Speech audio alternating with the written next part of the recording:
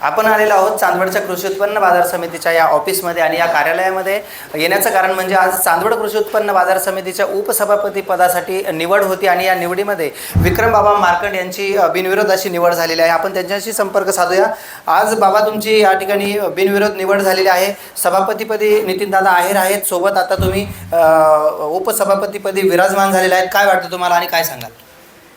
आनंदीची बाब म्हणजे जे आमचे सभापती साहेब आहे त्यांच्याबरोबर मला मार्केट कमिटीच्या हिताचा निर्णय घ्यायला खरोखर खूप आनंद झालेला आहे आणि आम्ही दोघं मिळून या मार्केट कमिटीचं पहिले शेतकऱ्यांचं आणि मार्केटचं हित जोपासणारे, बाकी याच्यात कोणत्याही प्रकारचं राजकारण किंवा आम्ही व्यापारी आणि शेतकरी यांचं पहिलं हित बघणारे, बाकी याच्यात कोणताही आम्ही राजकारण हस्तक्षेप करणार नाही।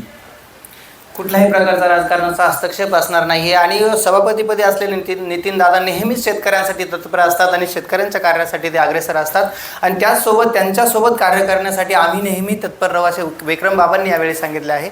आणि शेतकऱ्यांच्या पुढील जे कामकाज असेल ते कशा पद्धतीने आता मार्केट कमिटी हाताळणार आहे आपण पुढे देखील जनतेला दाखवण्यातच येईल। परंतु चांदवडच्या कृषी उत्पन्न बाजार समितीच्या शेतकऱ्यांच्या संदर्भात असलेले निर्णय, अनेक धडाडीचे निर्णय इथे नितीनदादा देखील घेतात आणि त्यांच्यासोबत आता विक्रम बाबांची जोड लागलेली आहे आणि शेतकरी कुटुंबातील दोघेही सभापती उपसभापती असल्याने शेतकऱ्यांचं नक्कीच या ठिकाणी भलं होईल अशी अपेक्षा ठेवूया। प्रबंधभूमी महाराष्ट्र न्यूजसाठी मी राम बोरसे, चांदवड।